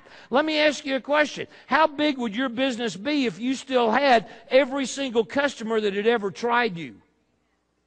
How big would it be? It'd be frickin' enormous, wouldn't it? It'd be double, triple, 10 times the size that it is right now. If you still had the problem is everybody's focused on the wrong thing. The reason they're focused on the wrong thing is because they're not learning the critical skills and tools that will allow them to be successful. So therefore they have to rely on their emotions instead of their skills and tools. Masters have rules. Masters always, always, always have rules. I got 21 investing rules that I have that protect me from me. And if I see a deal that doesn't fit my rules, I don't do it. I mean, too often people will eat anything that comes flying across the table, as opposed to saying, wait a second, there's certain things, if I'm going to be successful with my weight, there's certain things I can eat, there's certain things that I can't eat. But if you just eat everything that your eye catches, you're going to wind up having a weight problem, having a health issue. And so the people who are the most fit, who are the most successful with their health, are the people who have made rules, and then they've made them non-negotiable. They quit doing the best they can. Are you with me on this, Ming? Good. So you got to have rules. And I think most people who invest don't have investment rules, which then allows them to meet their worst enemy. I think one of the rules you got to have is stupid and small things. Let me tell you what this is about. Warren Buffett, who I happen to think is an absolute stud. Warren Buffett was on the golf course. And he and his buddies got to a par 3. And a par 3 on a golf course is the only hole where you have a legitimate chance of making a hole-in-one. So they get up to the par 3, and Warren's all ready, and he's about to take a swing. And his buddies who are with him say, Warren, let's have a bet on this hole. Warren said, okay, what's the bet? They said, $20. $20, Warren. If you don't hit a hole-in-one, you give us $20. Warren said, well, what do I get if I do hit a hole-in-one? They said, well, we'll give you $20,000. If you hit a hole-in-one, we'll give you $20,000. If you don't hit a hole-in-one, you give us $20. Warren said, well, the problem with that is that that's only 1,000 to 1 odds. I mean, I could stand here and hit 1,000 golf balls, and probably one of them wouldn't go in the hole. I mean, it'd probably take me more like 10,000 before one went in the hole. So Warren said to him, all right, look, I'm willing to do the bet. I'll give you $20 if I don't hit a hole-in-one, but if I do hit a hole-in-one, you give me $200,000. They said, no deal. Warren said, well, then I'm not going to take the bet. They said, Warren, it's $20. Son, you got $45 billion. You're so rich, you're giving 32 of it to your friend Bill Gates to give away. Last year, Warren Buffett's income net was $100 million a week. A week. Warren said, no bet. They said, Warren, it's $20. Warren said, bad odds. They said, Warren, it's $20. Warren said, stupid in small things, stupid in big things. Write that down. Stupid in small things, stupid in big things. You know what's keeping you from becoming as rich as you want? It's not the big things. People are pimping their rides. They're pimping their computers, they're pimping their clothes, they're pimping their vacations, they're pimping their houses, and then they don't have skills and tools. They don't know what's causing them to make money in real estate over the last 3 or 4 years, and therefore they're doomed to lose it. They're just following the herd. What are the Joneses doing? Oh, I'll do that too. Do you know that out of 100 people, by the time they get to 65, only 2 will be financially self-sustaining? 2 out of 100 by the time they get to 65, 2 out of 100 will be financially self-sustaining? Holy cow, if you look around to see what everybody else is doing, you're going to wind up like them. That's the problem. So you get stupid in small things. That has to be a rule. You have to have a rule, and this is one of my rules, speed kills. The faster you try to do anything, the harder it is. The faster you try to get rich, the faster you try to get healthy, the faster you try to create a great relationship. The faster you try to do anything, the harder it is. See, the problem is there's 2 kinds of time. There's 2 kinds of time, and we don't do a good job of making a distinction about this. There's vertical time, that's 24 hours. And then there is horizontal time. Well, horizontal time is a lifetime. And most people wind up using the wrong kind of time. Let me give you an example. Let's suppose that we lived in a valley, and in our backyard is a 300-foot high dam that's going straight up, that's holding back this huge body of water. So there's a dam holding back this huge body of water. We wake up in the morning, we go outside onto our patio, we look up at the dam, we're drinking our coffee, and we see a crack in the dam. What do we say? Dam. We go inside, we look in the yellow pages under dam repair people. We call the dam repair person. The dam repair person comes out, looks at the dam, and says, I can fix the dam. You say, how long? The dam repair person says, 24 hours. It's going to take me 24 hours. How would you like for me to do this? Would you like for me to repair your dam in 24 straight hours, or would you like for me to spend 30 minutes a day for the next 48 days? How do you want me to repair the dam? You say, 24 straight hours. Let's get this thing fixed, right? So while the dam repair people are fixing the dam, you think to yourself, well, I've always wanted to grow a tomato plant. So while the dam repair people are fixing, you go to the nursery. And you get to the nursery and you find a pot and you find the soil and the fertilizer and the right kind of mineral water and the grow lights, and you get the little tomato seeds, and you're about to check out, and you say to the nursery person, how much of my time is it going to take from the time I plant the seed until I eat a tomato? How much of my time? And the nursery person says, it's going to take 24 hours. So when you get home, Do you plant the little seed, put some water on it, put some fertilizer on it, put the grow light on it, put the sand and loam in there, spray it for bugs, dig the seed up, replant the seed, go through this 24 hours just digging it up, planting it, putting the fertilizer on it, putting the grow light on it, spraying it for bugs? Do you do that for 24 straight hours, or do you spend 30 minutes a day for the next 48 days? 30 minutes a day for the next 48 days, right? Anything that requires lots and lots and lots of vertical time is called a crisis. A crisis. And speed is not your friend when it comes to creating wealth. Wealth is built based on compounding, and compounding takes time. So speed is not your friend when it comes to money, because every time you feel like you want to go fast, now all of a sudden you slip into your emotions instead of using your intellect. Look at the money you've lost. Look at the money you lost and think about it, how long it took you to make that much money. I mean, maybe you've invested $40,000. It might have taken you 2 years to save up $40,000. Maybe you only invested $5,000 and lost it. I mean, maybe you can earn $5,000 in a month. I'll guarantee you, however much money you've lost, you didn't spend very much time.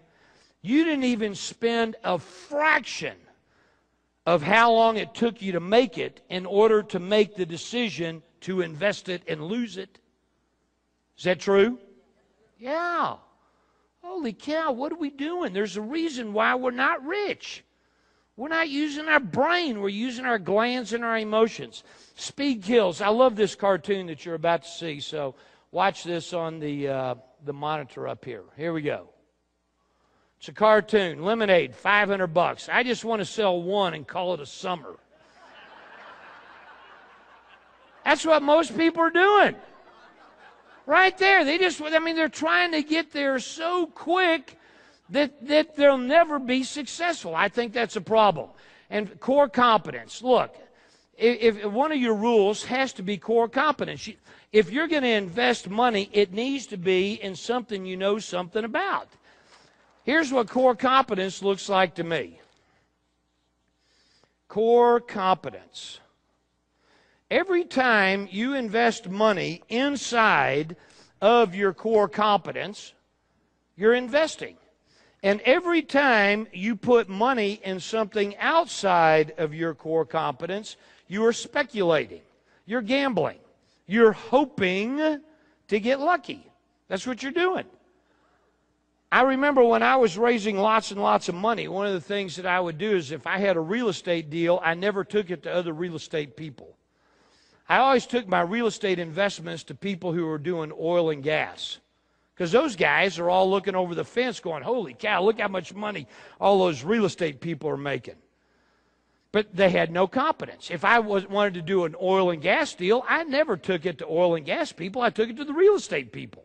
All the real estate people are sitting there going, holy cow, look how much money those oil and gas guys. You can take any deal to a doctor and a lawyer. I mean, think about it. If you have to be very clear about what your competence is.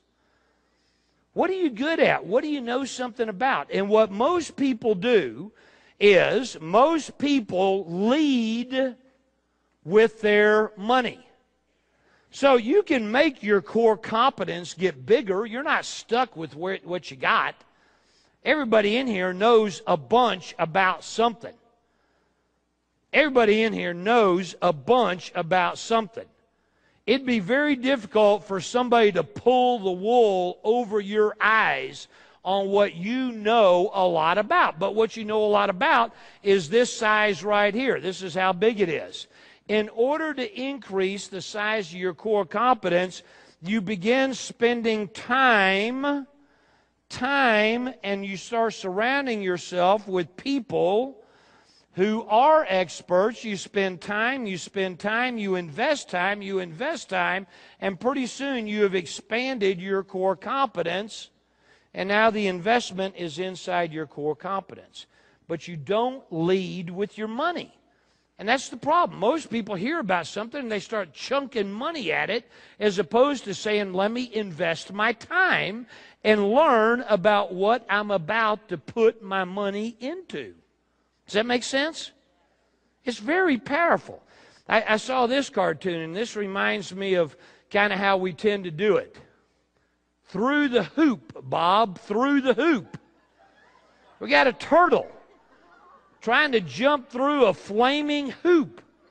I mean, the problem is the little turtle has no core competence. The little turtle can't jump through the hoop. But we're sitting there urging the thing along, and it's totally outside of our core competence. Critical thinking means asking questions. The better the questions, the better the thinking. Tony Robbins, I love him. Sandy and I do a lot of work with that organization. In fact, we're very fortunate. We're on the board of directors of his foundation, which is a very powerful foundation. Tony Robbins says that the quality of your life is a direct reflection of the quality of the questions that you ask yourself. The quality of your life is a direct reflection of the quality of the questions you ask yourself. And I think most times people ask themselves either horrible or debilitating questions. I think the most powerful question you can ask yourself is the question you're about to see on the screen. It's by far the most singularly most powerful question you can ask yourself in any aspect of your life, investing, business, anything. Anything.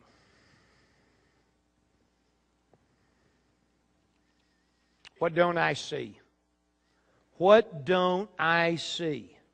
I believe that question is the singularly most powerful question I've ever used in helping me. And I will tell you what I don't see. What I don't see is my assumptions. What you don't see is your assumptions, which is another way of saying that the quality of my life is a direct reflection of the assumptions that I'm making. And most people don't ever bother to look at assumptions. They don't ever bother to look at the assumptions they're making. One of the things that I have is that I wear these little bands. You probably have seen some like this, but this one has written on it, it has, what don't I see? And the reason I did these is because, and I have a whole slew of them back there at our table. There should be enough for everybody. But the reason I did these is because I think it is an extraordinarily powerful reminder. I think it's an extraordinarily powerful, that's all I got. That was a good snag. It's an extraordinarily powerful reminder. So if you want one of these, I highly recommend it. I took mine off and threw it out there. I'll be getting another one at the break. It's an extraordinarily reminder to keep me focused. What's going on in my life is a direct result of unquestioned assumptions. What I don't see is what costs me money over and over again. And I'm going to suggest to you that what you don't see is what's busy costing you money. And if you'd like to have one of those little bands come back to our table, we'd be happy to give you one. I'm going to be around actually all afternoon. I'm going to be here this evening. I'm going to be here all day tomorrow to be able to answer questions, to be able to interface with you. I mean, Sandy and I own a number of businesses, and we teach because that's what I want to do. That's what she wants to do. We have, at this point in our lives, said that what our lives are about is mastery, not success. And mastery is for me to be able to fulfill my dream of if I could have one last thought. It's very powerful. If you could have one last thought and then you died, what would you want that last thought to be? Boy, what a great idea to start with the end in mind. That's Stephen Covey. Shoot, that's Aristotle.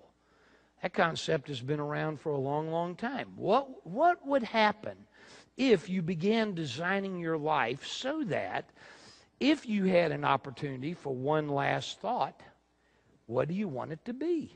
I actually was asked this question during my sabbatical. Part of my studying the world's religions involved Hinduism. I'm not Hindu, but I studied it, and I've actually spent time with a Hindu guru. And this Hindu guru taught me a lot. One of the things he asked me was, Keith, if you had an opportunity for one last thought, what do you want it to be? And by answering this question, it allowed me to exit the sabbatical, recreate my wealth, and get on with my life. And ultimately, having thought and thought and thought, here is what I want the answer to be. If I could have one last thought, it would be, whoa, whoa, whoa. That was spectacular. This is my life. I'm proud of it. I would gladly live it again, if only given an opportunity. Whoa!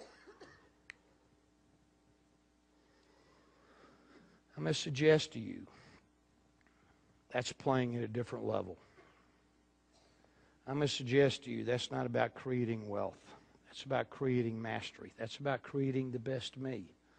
Is part of it getting rich? Of course. Of course it is. Is part of it creating the best me? Yes, that's it. Something to think about. Something to think about. How you doing?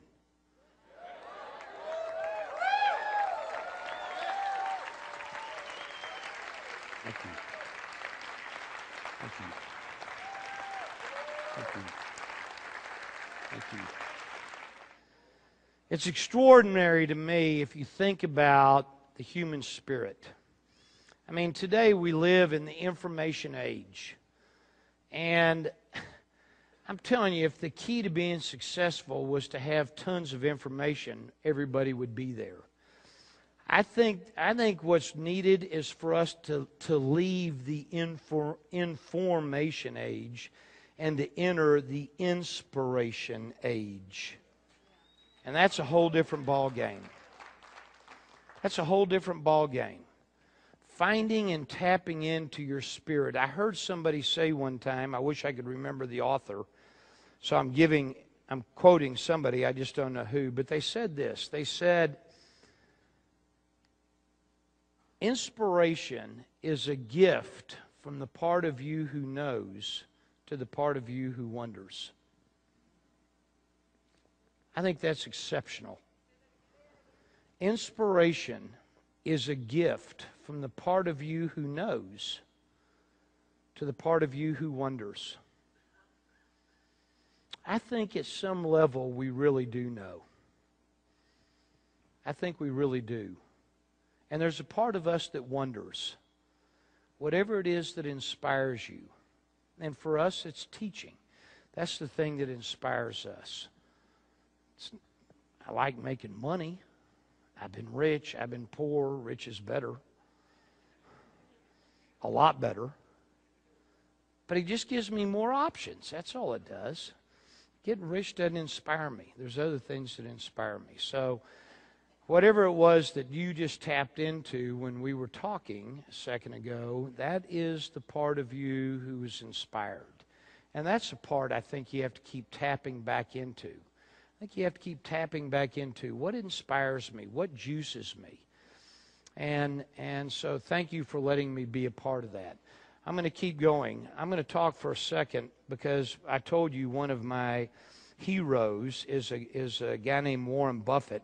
I'm going to give you some quotes from Warren Buffett. They'll come up here on the monitor. Critical thinking time. Here's what Warren Buffett said about critical thinking time. All man's miseries derive from not being able to sit quietly in a room alone.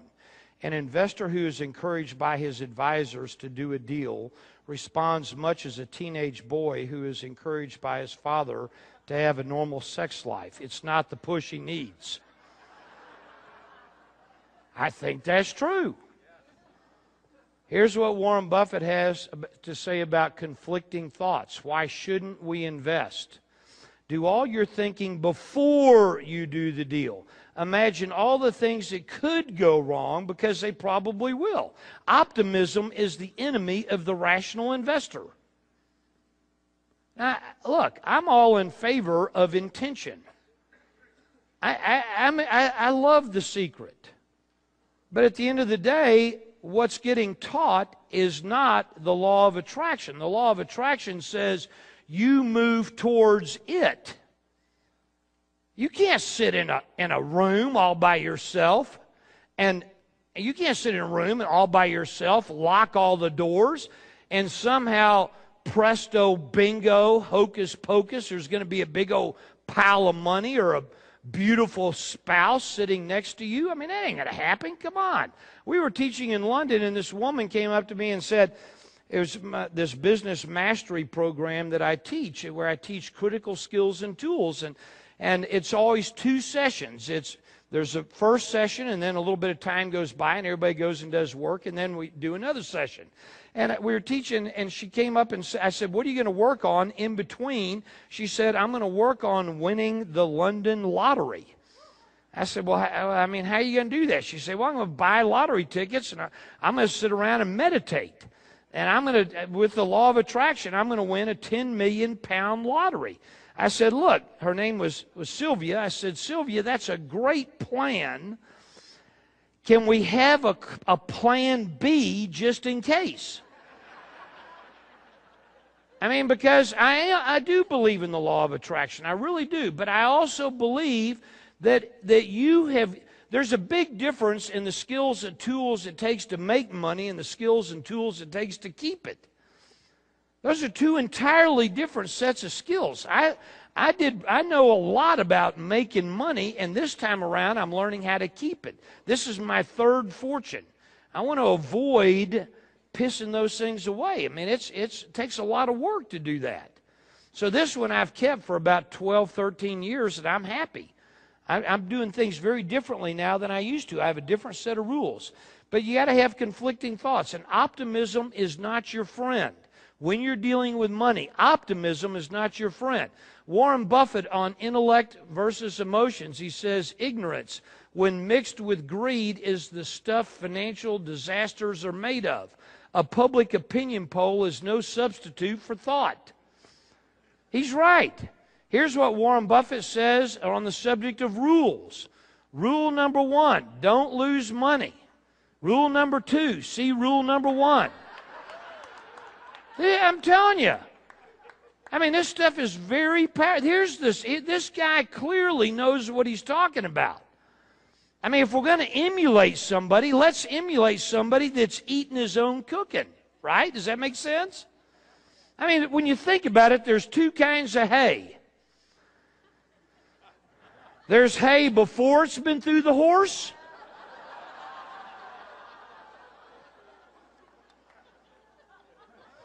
And I think there's a lot of people out there that are grazing on the hay that's already been through the horse. And then they're wondering why they're not getting big and plump and fat. They're eating the wrong thing. Look, if you're going to model somebody, make sure you model somebody that's actually doing what they teach. Speed. I love this. Watch this. Here's what Warren Buffett says about speed. We adopt the same attitude one might find when looking for a spouse. It pays to be active and open-minded, but it does not pay to be in a hurry. You cannot produce a baby in a month by getting 9 women pregnant.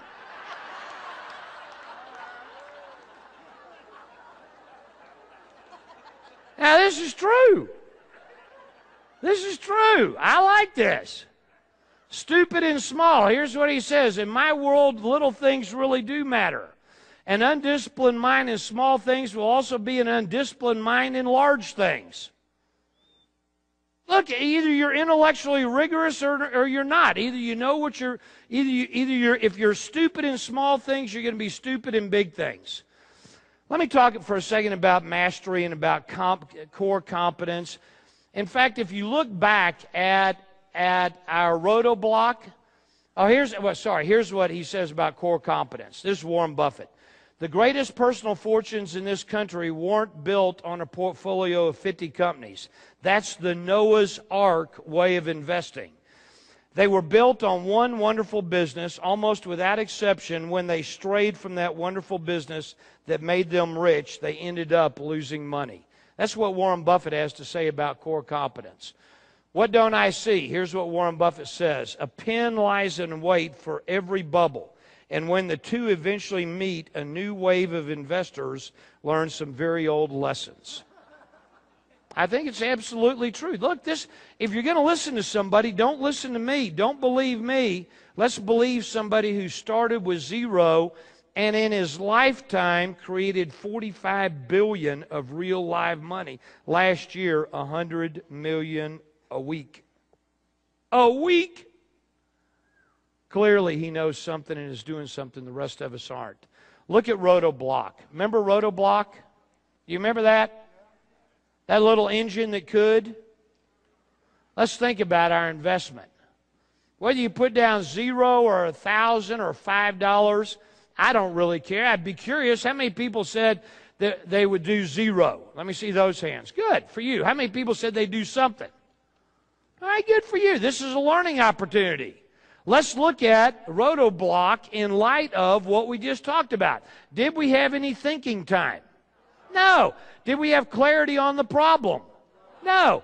Did we have any conflicting thoughts?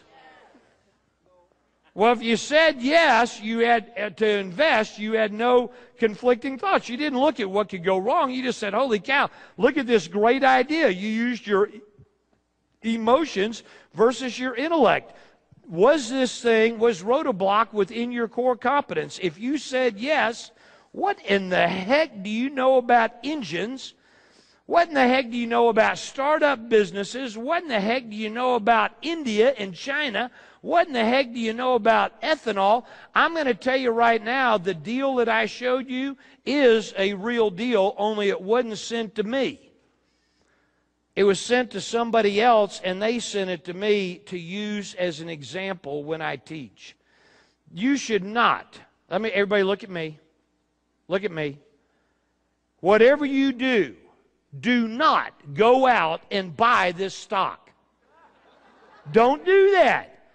I'm using it as an example. I don't know whether this is a good deal or a bad deal.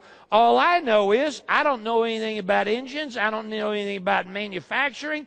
I don't know anything about automobiles. I don't know anything about China and India. I don't know anything about ethanol or any hydrogen. I don't know nothing about nothing.